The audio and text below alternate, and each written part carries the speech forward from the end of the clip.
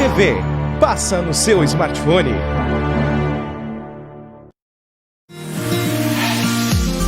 Legal, bom dia a todos, 11h32, estamos chegando para mais uma edição do nosso Sabe Caxias by Bitcom, quinzena do mês de julho, né? 15 dias já se passaram dentro do mês de julho, parece que iniciou ontem, né? Este mês de julho. Atualizando para você a temperatura, que hoje mais uma vez estava muito baixa no amanhecer, temperaturas negativas, menos 2 graus em Caxias do Sul, na manhã, forte geada, cobriu diversos pontos da nossa cidade de Caxias do Sul. Alguns pontos foram mais intensas as geadas, outros pontos foram de menor intensidade, mas teve mais uma vez geada. E as temperaturas negativas foram subindo, agora estão na casa dos 13 graus. E olha que forma otimista de ver, né, ou de trazer análises da previsão do tempo. A cada hora vai atualizando e vai projetando um pouco mais acentuadas as temperaturas máximas. Agora está dizendo que nós vamos ter leves picos de 15 graus de temperaturas máximas, logo mais a partir do meio-dia, no avançar desta manhã. Na transição da manhã para a tarde vamos ter temperaturas um pouco mais elevadas. Mas ainda teremos a noite frio, né? Quando o sol se pôr, as temperaturas vão baixar, vão ficar na média da casa dos 5 graus. Um pouco menor de intensidade de frio do que em relação a esses últimos 2 dias, no qual as temperaturas ficaram abaixo da casa dos 5 graus. Vamos fazer uma saudação inicial com os cumprimentos de alegria, né? Aqueles cumprimentos de fraternidade a ele, Miguel Brambila, que chega à nossa programação, vem somando-se, vem agrupando, vem aglutinando e a partir de agora começa também a trazer suas informações, trazer suas observações, suas análises, né? De um ponto de vista muito analítico dentro do Sabe Caxias by Bitcom. Miguel Brambila, bom dia para você.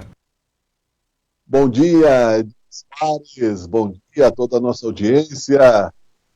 É isso mesmo, é de coragem, né? Nós estamos ainda meio do oceano, navegando em ondas revoltas devido a essa dificuldade que inesperadamente nos atinge, inesperadamente para muitos, né, essa pandemia neste ano de 2020.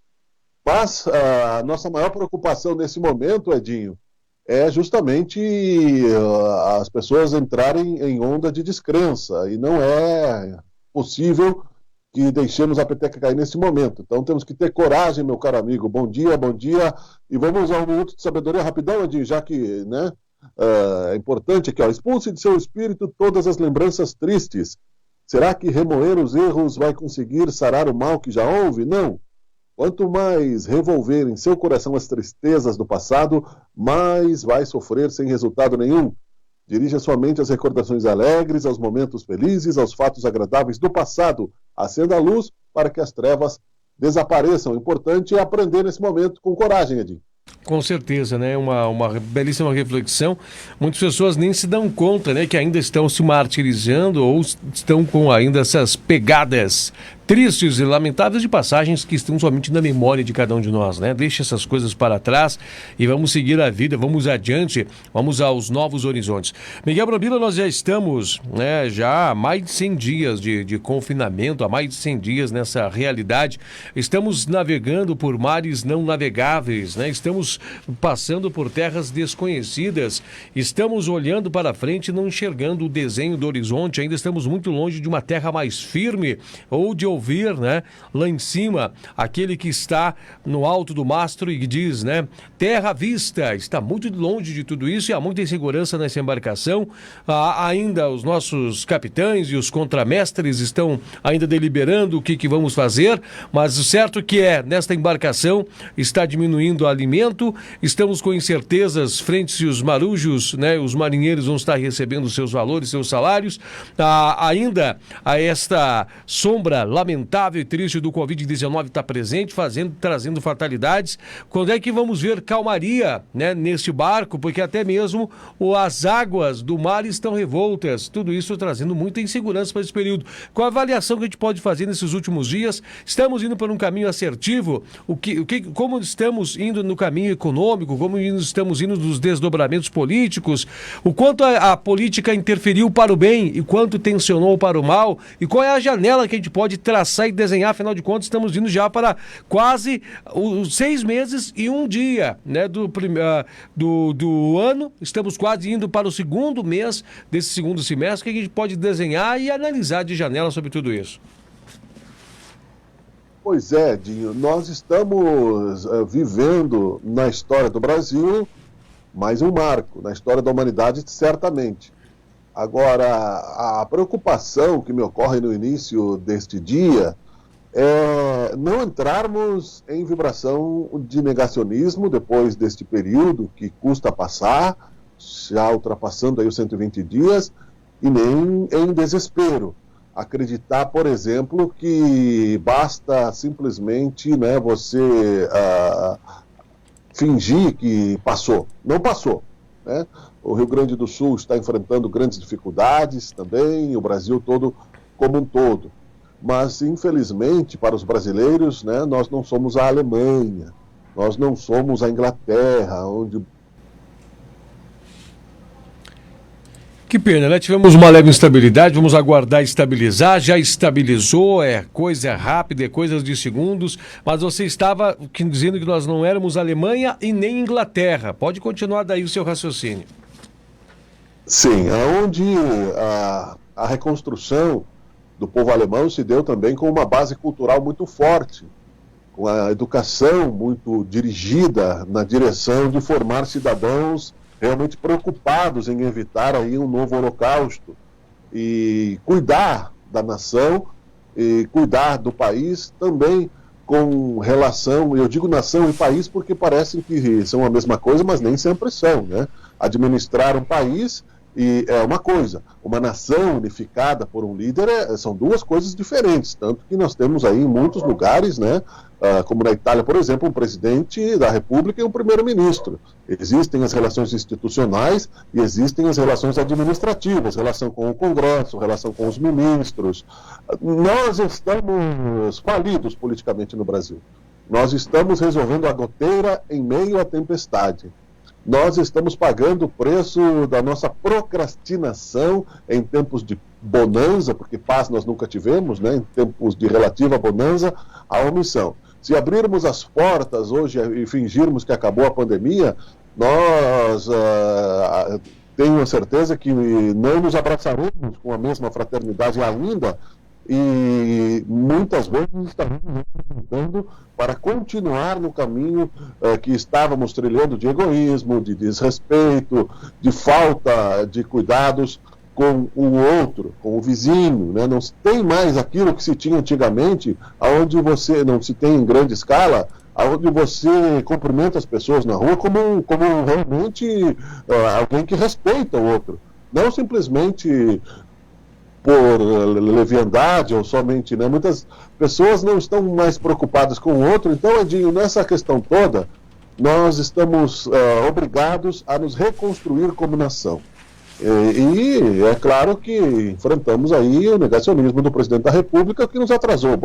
A federação só construiu um hospital, nós estamos recebendo migalhas de respiradores do Brasil, né, do governo federal, que centralizou isso. As dificuldades são muitas.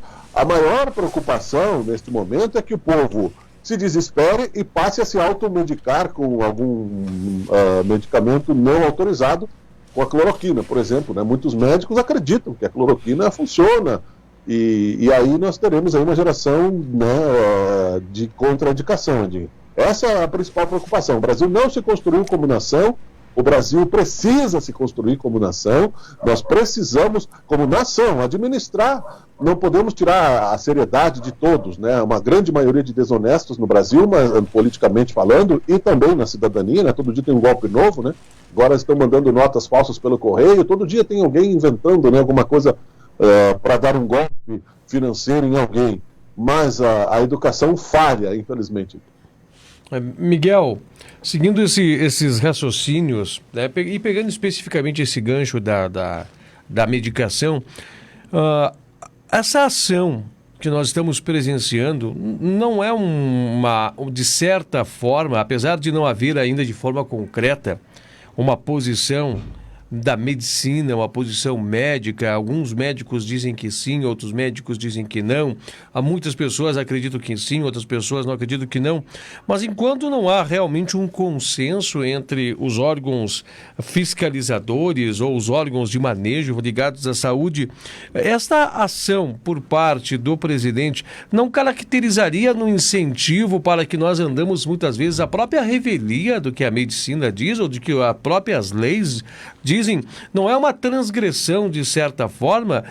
Gostaria que você elucidasse ou esclarecesse e ampliasse um pouco mais esse raciocínio.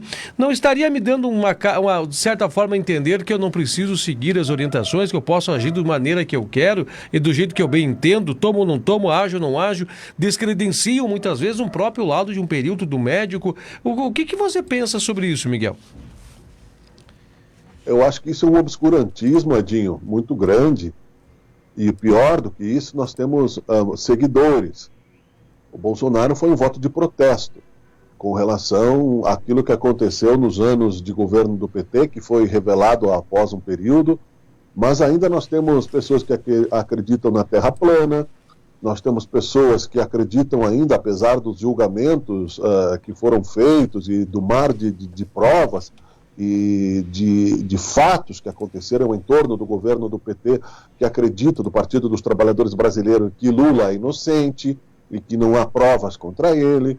Então, depois desta frustração consequente com o governo pífio do Michel Temer, que somente levou o barco até o caos e também chegou a ser preso já por corrupção há muitos anos, já que vinha tratando disso, as denúncias relativas ao José Serra. Então o povo brasileiro está cansado. Não são somente desonestos que seguiram o Partido dos Trabalhadores, e não são pessoas somente desonestas que seguem o Bolsonaro. E também não são pessoas do bem, como se arvoram todos, né? Mas eu acredito que nessa nossa superficialidade política, nós lamentamos. É como aquele cidadão que se diz no dito popular que tem o dedo podre. O brasileiro tem o dedo podre nas urnas, infelizmente, porque vota em populistas. Foi um voto de protesto no Bolsonaro, porque se muita gente não votasse nele, principalmente quando ele levou a facada e que não precisou mais comparecer aos debates, porque ele tinha, assim, uma certa credibilidade na rede TV, com a mídia séria, como não levava ele muito a sério. Ele era do baixo clero, ele foi expulso, convidado a se retirar do exército por mau comportamento, mas com um discurso anti-PT agressivo, como era do PT, do nós contra eles, ele chegou aí a trazer, como o Lula trouxe, né, e ainda mantém na cabeça das pessoas, esperança. E muita gente ainda, assim, tem esperança de que realmente ele esteja certo contra a humanidade. Caso ele fosse Jesus Cristo, né, ainda assim, teriam pessoas que negassem, né, e caso ele realizasse milagres, né. Então é um exercício ilegal da medicina. Há aí muita ignorância na questão da cloroquina, é preciso tomar muito cuidado com isso e é preciso ter a certeza de que nós temos que continuar andando para frente. A minha preocupação nesse momento, aqui também com Caxias do Sul, é que se vê que muita gente já está, por exemplo, abandonando o uso de máscaras. Não há fiscalização, não há multa, né, para isso, e o comércio está pagando preço, muitas vezes, da periferia da cidade, onde o pessoal simplesmente abandonou. Aqui não tem fiscalização nenhuma, você pode observar que isso só pode piorar a questão. Então nós temos que continuar pensando nesta realidade brasileira. Lamento pelo nosso presidente da República que estejamos nesta situação, um governo militarizado, sem um ministro da Saúde que entenda de medicina. Nós estamos no obscurantismo, contra a ciência e batendo no peito, né, com seguidores cegos do presidente da República ou do Partido dos Trabalhadores, sem olhar aí para outras possibilidades políticas que nós temos que tentar buscar para que não cheguemos na eleição e votemos em outros populistas que vão aparecer, pode crer. Em Miguel Brambila, seguindo, e é interessante nós deliberarmos sobre tudo isso. Nós não estamos nos colocando muitas vezes aqui nem como o pai da verdade, mas nós estamos levando conceitualizações que levam a nós fomentarmos um raciocínio em um assunto. Você falou muito bem, inclusive eu gostaria de pegar o gancho agora e migrar para o estado do Rio Grande do Sul, porque nós vemos que nós estamos sob a bandeira vermelha, né, decretada pelo governo do estado. Mas a gente vê que quem é o órgão fiscalizador da bandeira vermelha é o município. E o município não se tem a força de fiscalizatória ampla e não tem número de fiscais para estar fiscalizando tudo isso. Inclusive, há informações de que tem estabelecimentos comerciais que estão descumprindo regramentos. E apesar de que tudo diga denúncia daqui, carrega denúncia daqui, denuncie de lá, fale daqui, leve informações para a prefeitura, não há como defender e não há como atacar tudo isso. Como é que você analisa tudo isso? Será que está faltando ou pecando as instituições governamentais no intuito de ter fiscais para fiscalizar as próprias leis e decretos que colocam para a população, e também que a gente pode analisar pelo bom senso do próprio comerciante, que muitas vezes desrespeita tudo isso? O comerciante, em geral, vinha respeitando as normas. Não era o comerciante o responsável pela bandeira vermelha. Eu acredito que a população, com a dúvida gerada pelo negacionismo do governo federal e seus seguidores, com a falta de uma liderança nacional que viesse em cadeia nacional e não apenas no Twitter, fazendo bravatas e levando aí somente, né, uma plateia amestrada, que o Bolsonaro faz toda quinta-feira, viesse em cadeia. Você lembra que antigamente, quando em cadeia nacional se chamava um pronunciamento do presidente da República, todo mundo parava. Opa, peraí, só um pouquinho. Agora todo mundo espera, né? Ou algo que seja uma mensagem cifrada cega de violência, de pregação da ditadura militar, né? de militarismo do governo, ou, por outro lado, né? Alguma besteira, algum exercício ilegal da medicina. Então nós perdemos aí o status, o poder, a dignidade do cargo da presidência da República, né? Isso nós tivemos também com o Lula, que apareceu embriagado algumas vezes, o Boris Yeltsin aparecia embriagado em público, né? Quer dizer, nós perdemos aí aquela figura do presidente da República como um líder nacional que viesse, né, em momentos de dificuldade e dissesse, como um momento como esse, era um momento de se chegar aqui, principalmente na região sul, onde nós estamos com 123 mil desempregados nos últimos 4 meses, né? Nós tivemos 65 mortes ontem no Rio Grande do Sul, mas as pessoas comparam, não são capazes de comparar um dia, né? Dizem, não, que morreram tantas pessoas de assassinato em tanto tempo. É matemática, mas as pessoas não têm essa noção matemática que isso está acontecendo, que não é de desespero. Então, o comércio que acompanhei não tem culpa da bandeira vermelha. A responsabilidade ficou em parte dos cidadãos e dos critérios colocados. É claro, nós temos 1.800 contaminados em Caxias do Sul, pelos números crescentes, mesmo que o número de leitos esteja em média 70% ocupados em Caxias do Sul, isso pode sim colapsar, mas é preciso continuar vivendo no sentido de que nós não somos a Itália, que teve suporte da União Europeia para o seguro-desemprego de qualidade, para que as empresas tivessem realmente financiamentos capazes de se manterem com as portas fechadas por um tempo indeterminado. Nós não somos os Estados Unidos, que é o primeiro país em número de mortes, porque lá o presidente também é negacionista e que tem dinheiro para evitar aí o mar de pobreza. Não há decreto que funcione sem o apoio da população. Isso é muito antigo. Tanto que os imperadores romanos, né, quando a coisa ficava preta, era pão e circo. Não adianta você ficar aí no gabinete bandeirando, né, sem dar suporte. Você vai ficar dando bandeira para as pessoas sem comida dentro de casa? Então, e lamento realmente que o trabalhador, nesse momento, tem que ser fiscalizado pela autoridade municipal para não trabalhar, né? É muito complicado isso, é muito triste, e acho sim que os critérios com relação à bandeira vermelha devem ser mais questionados pelas autoridades municipais, porque nós estamos suportando também o peso regional já que nós estamos tendo que suportar o peso regional também na bandeira vermelha, que as autoridades municipais cobrem também a contrapartida, como você tem dito também, do governo do estado, do governo federal, mais rigidamente. Nós estamos simplesmente sendo embretados pelos governos que foram criados para proteger a sociedade, mas não há proteção nisso.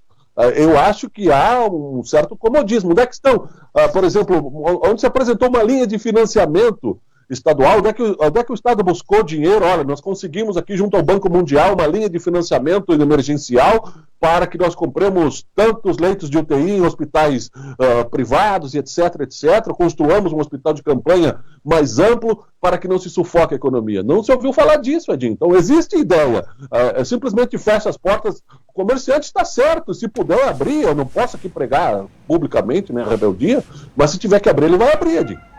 Eu fico pensando, Miguel, também, vendo você falar sobre linha de crédito, hospitais de campanha, e é lamentável de saber, eu não sei, nós estamos com uma pesada máquina pública, ICM de 30% no estado do Rio Grande do Sul, mas a contrapartida, um ICM tão caro não consegue nem reverter, nem sequer tapar os buracos da RS 122, então está muito complicada essa questão. Nós precisamos encontrar caminhos, porque logo mais a conta vai vir e vai vir salgada, e quem paga é o povo brasileiro. A conta que eu quero dizer em que sentido? Pós-pandemia, e nós vamos ver que vai afrouxar daqui um pouco, vai permitir que as coisas voltem a certa normalidade ou voltem a uma rotina mais acelerada, e nós vamos perceber que aí os governantes, os governos estaduais e federais vão começar a buscar meios de buscar repor o caixa. E aí, como é que vai ser, de que forma será? Com certeza será em cima arduamente de impostos. Como é que a gente vai fazer para poder equilibrar tudo isso? Nós temos a contrapartida, um sistema governamental caríssimo, pesado de se conduzir. A contrapartida, como você disse, uma eficiência questionável do verdadeiro esforço de recompensa e retorno sobre todas essas atividades. Nós vemos hoje, entre os três poderes, um camalhaço de dinheiro para poder conduzir tudo isso. Nós temos hoje um judiciário caríssimo, né, onde que tem muitas vezes ordens financeiras de valores de R$100 mil por pagar por juiz, por pessoa, né, formado, juiz. Nós vemos hoje um setor legislativo caríssimo, né, onde nós temos que sustentar bancadas, temos que sustentar assessorias, temos que sustentar com certas auxílios, né, auxílio de combustível, auxílio telefônico, auxílio de verba não sei para quê, verba não sei das quantas verbas daqui, e também uma linha executiva muito cara. Uma máquina pública tão cara, com pequena eficiência de retorno à população, é questionável, é de duvidar muitas vezes e de gerar descrecionismo. E tudo isso impacta no crescimento, na evolução, porque a gente fica estagnado. Nosso dinheiro vem conta-gota, a força dele diminui, que a gente emprega, ele parece ser tão curto e tão pequeno, e fica tudo truncado, tudo estagnado, né, Miguel? Porque ainda a nossa cultura é de ficarmos quietos e respeitarmos a autoridade ditatorial. Nós ainda vivemos como o ranço da ditadura. Nós somos ainda de uma geração que não discutiu política dentro de casa. Nós tínhamos que ficar quietos para que as nossas opiniões divergentes não ofendessem os nossos pais, e até mesmo por medo, por insegurança que eles tinham, e muita gente que defendeu ainda hoje, em 2020, a volta da ditadura, que foi feliz no tempo da ditadura, né, era escravo e não sabia, era prisioneiro e não sabia, não tinha noção de uma real liberdade, do que é realmente uma nação. Então falta para o brasileiro um parâmetro do que é realmente uma nação. Isso, claro, que foi tirado de uma estratégia política do saudoso Leonel Brizola, que tenho aí muito respeito, que era um homem que não tinha, né, meias palavras, mas, porém, dali se tirou os ataques à mídia, né? O Leonel Brizola dizia que sofria uma conspiração da Globo. Então agora é fácil, né, falar que a mídia ataca os políticos. Os políticos entenderam, em atacar o quarto poder, que é a imprensa livre, eles podem então confundir para conquistar. É esse o objetivo da política brasileira, é confundir para conquistar. Agora, ressalve-se, né, que há uma união suprapartidária de instituições, que nós citamos ontem, que esperamos que trabalhe para reconstruir, né, de um momento de guerra pandêmica, um conceito de nação que seja exemplo para o Brasil, que ali se consiga essa que nós citamos ontem, né, com lideranças do Rio Grande do Sul e instituições, que se construa realmente um novo conceito de nação, onde você possa expressar a sua verdade, e a verdade é que seja real, Edinho, aonde nós estejamos próximos, né, a ter a certeza de que nós podemos confiar na autoridade constituída e que nós também temos poder como cidadãos. Edinho. A governabilidade ela não pode se restringir simplesmente em acomodação ou acomodações de virantes cabidais de empregos e as pessoas procurando um guarda-chuva para se escapar da chuva. Acho que a governabilidade no senso de governo tem que ser o braço direito, mas da força propulsora de qualquer natureza, e muito forte, né? Tem que ser a força mais expressiva e mais forte que gerencia e traz o gerenciamento de toda uma nação. Não dá para ser simplesmente um plano de carreira no qual você quer se transformar num político e receber os votos para isso, para depois ficar lá sentindo-se que está de boa, está tranquilo e se colocando na posição de autoridade, não de servil, né? As pessoas estão configurando meio errado. Na verdade, são servidores, são pessoas que estão na posição de ser serventes à sociedade, não autoridades frente a uma sociedade. Mas, olha, felizmente a filosofia é grandiosa, sabe Caxias, é isso, né? Filosofia é um café da manhã no sentido que antecede o almoço, é um preparativo para os nossos almoços com muitas informações e uma filosofia pura. Claro que aqui não são os donos da verdade, mas a gente está buscando todo dia estar mais próximo a ela. Claro que nós cometemos erros, talvez equívocos, ou talvez as nossas colocações não são as mesmas que você, mas pelo menos, né, ou melhor, não seria pelo menos, o nosso desejo é de cada dia mais estar afinado ou mais próximo da verdade. Meu querido amigo Miguel Brambila, quando eu fico perto de você, ou tenho essa oportunidade dessas videochamadas, os meus neurônios ficam massageados, afagados com tamanha filosofia, e eu vejo que o tempo passa tão rápido e fica um gostinho de quero mais. Por isso eu quero deixar o espaço para você fazer suas considerações finais, mas já marcar um encontro amanhã, para nós estarmos aqui com esse clube seleto, esse clube coletivo, essa coletividade de pessoas que cada vez mais vai crescendo, essa massa que vamos colocando fermento e vamos fazendo, aumentando, que é o nosso querido internauta que sempre nos acompanha. Um grande abraço para você, meu irmão. Ok, Edinho, muito obrigado pelas tuas gentis palavras, né? Está inspirado, meu caro Edinho, né? Nós concordamos em discordar aqui que o programa é livre para sermos, né, inclusive contraditos, e quero dizer, Edinho, para concluir, que é importante, como sugestão, nós estamos com muito pudor aqui em mexer na Casa da Moeda, que se estivéssemos um pouquinho mais de liberalismo, no sentido de ajudar os estados, se criaria imediatamente um auxílio emergencial para os estados que repassasse aos municípios, usando sim o dinheiro público, o BRDE, né, obras, né, que isso se fez no começo e não se falou mais, né, verbas partidárias, verbas de correios, né, e outras tantas, mas um auxílio específico, emergencial, que se precisasse fabricar dinheiro, mas é preciso, né, tapar os buracos do cano. Enfim, amanhã nós voltamos com mais questões nesse sentido. Muito obrigado pelas suas gentis palavras, caro Edinho. Sinto-me também motivado em estar neste programa todos os dias com esta audiência seleta da Bitcom. Obrigado a todos, um bom dia, coragem, né? Porque é o que nos resta e precisamos continuar um dia de cada vez e venceremos isso, continuo dizendo, vai passar. Bom dia a todos, até amanhã. Bacana, né? Olha, agora eu digo para Miguel Brambila, grande abraço. Agora eu quero fazer um agradecimento com toda... Não entendam mal a minha expressão, mas fazer um agradecimento ao vírus, né? No sentido de que esse vírus que está levando a sociedade a reformular seu pensamento, né? A entender que nós estávamos buscando um zoneamento de conforto, mas nós estávamos, na verdade, era cada vez mais caminhando para uma linha de precipício. E agora começou a abrir, agora descortinou muitas coisas. Mas amanhã nós retornamos, dando continuidade a esses outros assuntos. Esse é o Sabe Caxias by Bitcom. Vai curtindo, compartilhando, deixando teu comentário. Amanhã nós estaremos aqui a partir das 11h30. Um grande abraço para você. Já ao 12h15 teremos o Bitcom meio-dia para você. Grande abraço.